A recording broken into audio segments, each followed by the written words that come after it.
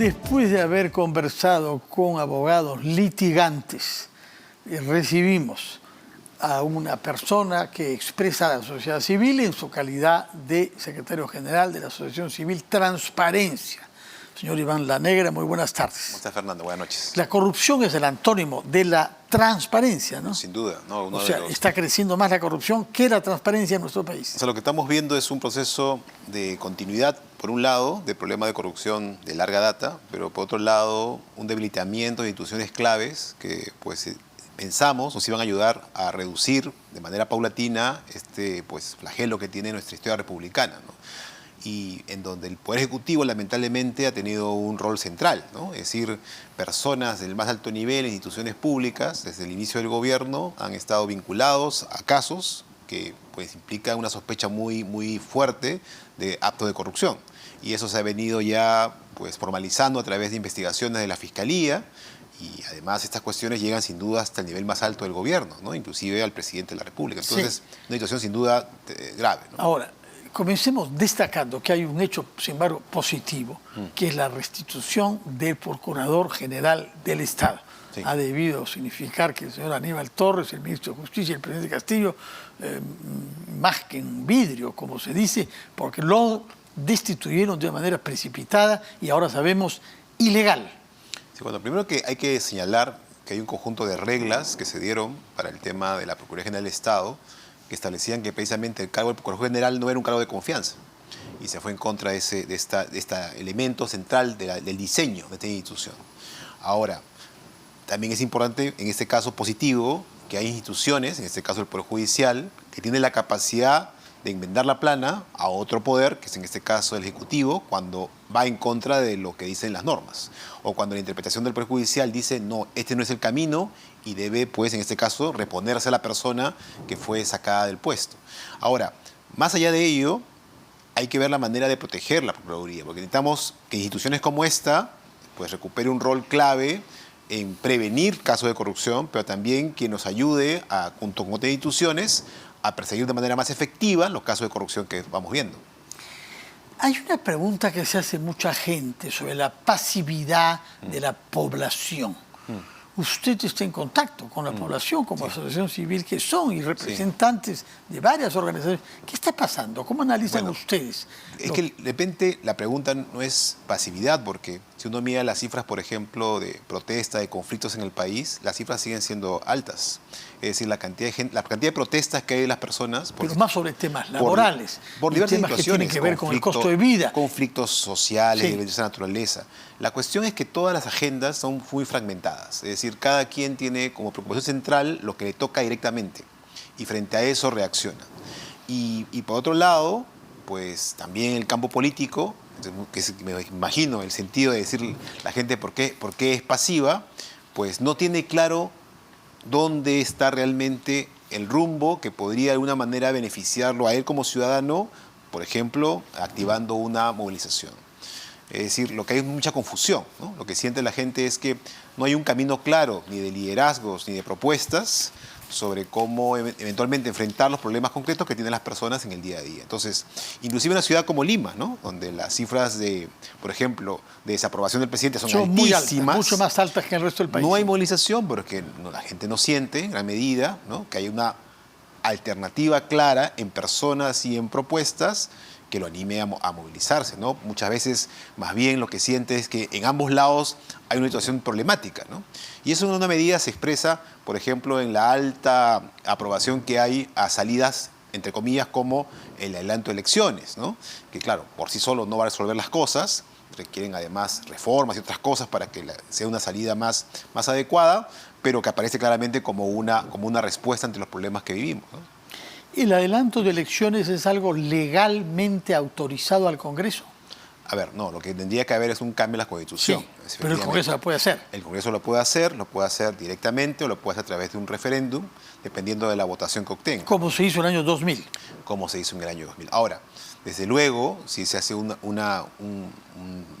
si sigue ese camino, tiene que ser acompañado de un proceso de diálogo político que nos permita un conjunto mínimo de reformas que pues, nos ayuden a que los resultados que se obtengan nos lleven a un camino mejor, ¿no? Porque sencillamente cambiar sencillamente personas, entendiendo que los incentivos siguen siendo los mismos, nos va seguramente a llevar a una situación muy similar si solamente hacemos eso. O peor, siempre puede haber peor. ¿Eh? Yo sé. Y sí. ya vemos algunos que están buscando candidatar por Seguramente, seguramente. Ahora, depende, como dice, cada quien imagina su infierno, ¿no? Entonces, bueno, hay muchas formas de entender qué cosa es lo peor, pero en cualquier caso, si no tenemos un camino claro, no ordenado, y en ese sentido, quizá lo que va a traer, digamos, en una medida este grupo de alto nivel que va a visitarnos de la OEA, sí, podría... Pues, ¿bajo qué condiciones? Justamente usted habló de diálogo político y ese es el objetivo de la misión de la OEA. Lo fue el año 2000, Así es. Lo es también ahora, informarse por una parte, pero promover puentes de diálogo y de comunicación entre poderes. Sí. ¿Bajo qué condiciones esta misión podría ser útil para nosotros? Bueno, hay condiciones que son propias del esfuerzo de la OEA y cosas que tienen que ver con nosotros como país, ¿no? En el caso de la OEA, creo que lo más importante es la pluralidad del grupo que se va a conformar. Entendemos que la decisión sobre su conformación va a ser pronta. Esperemos que sea un grupo realmente de alto nivel, que tenga una experiencia, esperemos, en promoción de diálogos políticos y que muestre mucha pluralidad, ¿no? Que no esté comprometido claramente con ninguna opción, ¿no? Previamente. Entonces, eso le permita pues, mostrarlas que hay una voluntad de llegar a un acuerdo amplio, ¿no? en el país. Lo segundo es la agenda, ¿no? Porque hay parte de la agenda que está contenida evidentemente en la Carta Democrática, que es identificar los riesgos a la democracia que puedan existir, y en ese sentido hay que ser muy claro, ¿no? Los riesgos están en varios campos, incluyendo el Poder Ejecutivo, ¿no? De hecho, ¿Ustedes han pedido cita para reunirse con la misión de la OEA? A ver, entonces, sin duda, cuando ya se conforme el grupo de alto nivel, como ha pasado también en el 2000, tendremos transparencia había nacido unos años antes, justamente para garantizar la transparencia electoral. Y además la OEA y transparencia tenemos además en el contexto de la Carta Democrática tenemos una relación permanente por las elecciones, porque las misiones electorales son parte de la Carta Democrática también, y transparencia continuamente coordina con la OEA. Así que esta será una oportunidad igual, ¿no? No será una excepción. Me imagino que deben estar preparando qué es lo que le van a decir a la OEA. Sin duda. Además, no solamente nosotros. ¿Tiene lineamientos de lo que ustedes van a decir? No solamente nosotros. Creo que en general lo que necesitamos es involucrar a la sociedad civil en su conjunto,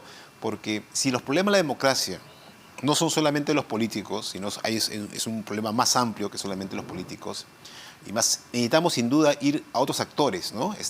Sociales que contribuyan a que el esfuerzo de diálogo político se encamine hacia las cuestiones de fondo, ¿no? Y no terminemos, digamos, solamente dando vueltas en los aspectos puramente jurídicos formales, ¿no? Que eso puede enredar completamente cualquier esfuerzo de diálogo, sino cuáles son las vías de fondo que se pueden seguir para ir resolviendo los problemas que tenemos, ¿no? Entonces, no es fácil además, ¿no? La experiencia del 2000 mostró que inclusive con una sociedad civil medianamente organizada, estructurada y con partidos políticos en ese momento con mejores condiciones, y coherentes, no fue con fácil. liderazgos claros. Y no fue fácil, inclusive en esas condiciones. Ahora el esfuerzo tendrá que ser doble para que haya una posibilidad. Y entonces ahí viene la otra condición, que es la condición nacional, ¿no? que es la capacidad nuestra de contribuir, ¿no? a ese esfuerzo de construcción del diálogo. Si los actores políticos le dan la espalda, no quedará más que seguir presionando a la sociedad civil para que los actores respondan a los problemas de la sociedad. ¿Qué es lo que cree usted que los miembros de la misión de la OEA que vengan deben saber sobre el Perú? ¿Qué les dirían ustedes, los de transparencia, si fueran solicitados? Bueno, lo que hemos venido diciendo siempre, ¿no? Que hay problemas que son estructurales, de fondo, hay responsabilidades sin duda en el gobierno. Creo que es evidente que hay elementos de debilitamiento de la democracia a partir de decisiones que el propio gobierno ha tomado, que lo hemos señalado continuamente, por ejemplo, en la falta de idoneidad de los funcionarios, en los problemas de corrupción que se van conociendo, en el debilitamiento de instituciones, inclusive como por ejemplo lo que pasó con la Procuraduría General de la República, o sea, problemas serios, y también las debilidades en nuestro sistema representativo, ¿no? que se expresan en el Congreso. El Congreso no es el problema, el Congreso es la expresión de problemas de fondo que luego terminan en bancadas fragmentadas, en incapacidad de llegar a acuerdos políticos.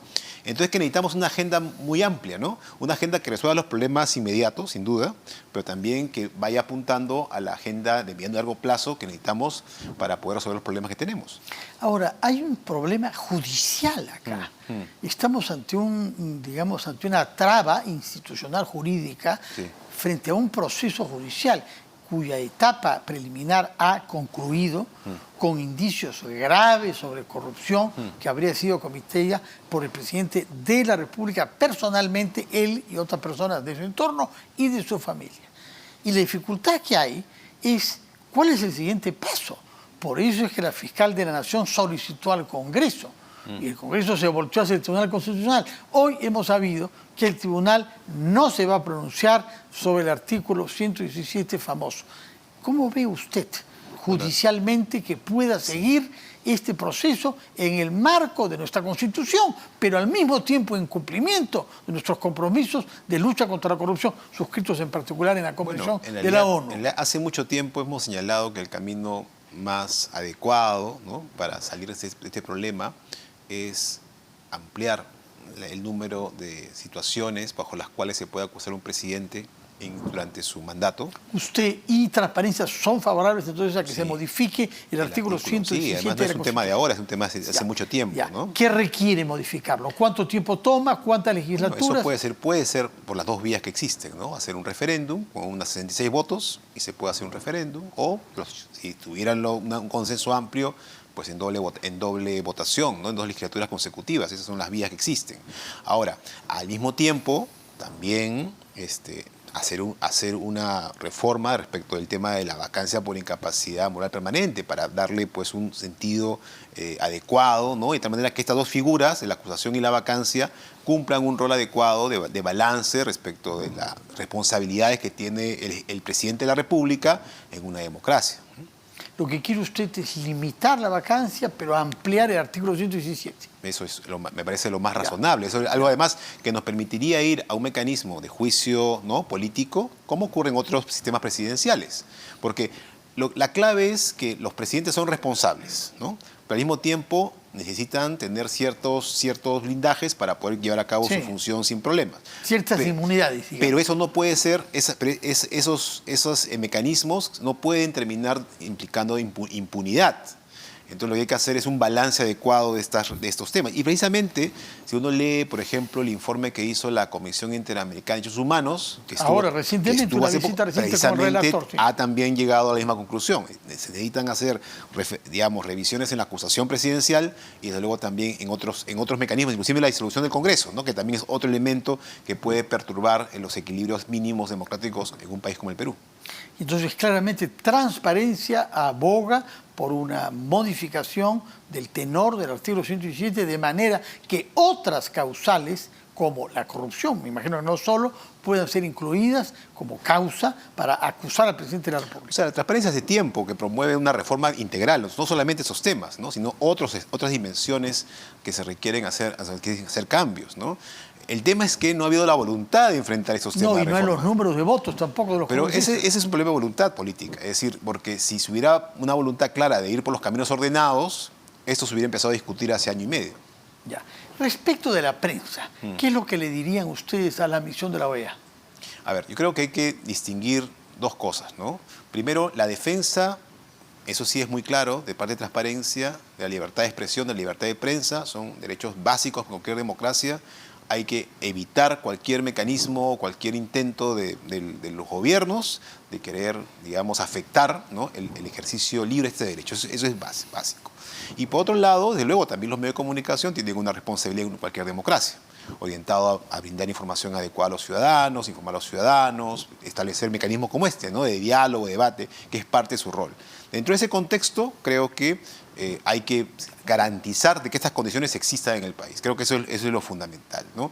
Y desde luego, ¿no?, los ataques que se hacen a veces desde distintos actores políticos a los medios de comunicación, digamos, son inaceptables en una democracia, ¿no? De donde vengan, no vengan del gobierno, vengan del Congreso, vengan donde vengan, los actores políticos tienen que respetar, ¿no?, el actuar de la prensa y los medios de comunicación, que, como digo, a su vez tienen que cumplir con su rol. No es un tema que haya figurado en el informe hecho por el relator para el Perú de la misión de la Comisión Interamericana, pero hay muchas objeciones en el extranjero por el uso que se hace en el Perú de la prisión preventiva.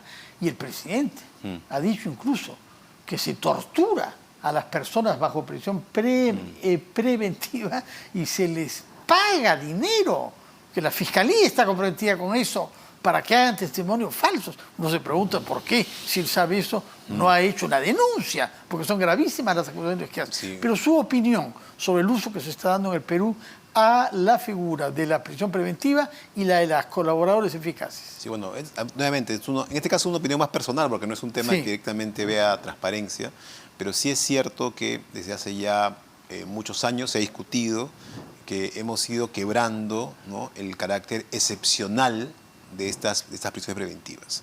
Y que pueden usarse, sin duda, porque hay condiciones... Desde la Bajato, sobre todo, ¿no? Por las necesidades, ¿no?, que impuso ese megaproceso que sigue amenazado ahora. Claro, y además porque siempre ocurre que cuando el que sufre la prisión preventiva es alguien que genera, digamos, antipatías para un sector, ese sector aplaude, ¿no? Pero cuando es al revés, se queja de que se actúa de manera abusiva, ¿no? Y en verdad, lo que se requiere es establecer ciertos parámetros, ¿no?, que establezcan nuevamente un equilibrio, ¿no? Porque sí es necesario. Hay situaciones en las cuales efectivamente una persona puede, por ejemplo, obstruir la justicia, ¿no?, y aprovecharse de eso para bloquear la acción del sistema judicial o del Ministerio Público. Entonces se requiere en esos casos efectivamente acudir a esta figura. Pero hay que usarlo también de una manera que sea... Tenemos récord de prófugos de la justicia. Por esa razón, pero también hay que usar de una manera pues, adecuada, digamos, que permita garantizar derechos de las personas, para empezar. Una persona no esté, por ejemplo, 3 años sin juicio, ¿no? Cosas de ese tipo no son aceptables. Entonces, tiene que haber un adecuado balance entre la necesidad efectivamente legítima de garantizar que haya una aplicación de la justicia a personas que pues, probablemente han cometido delitos, pero al mismo tiempo defendiendo sus derechos básicos, ¿no?, como cualquier ciudadano, porque si no, terminamos en un derecho irracional que puede generar muchas injusticias. Iván La Negra, secretario general de la Asociación Civil Transparencia, muchas gracias por su presencia, por sus explicaciones y por respuestas claras a una variedad de preguntas. Gracias. Vamos a hacer una pausa y retomamos las cosas como son.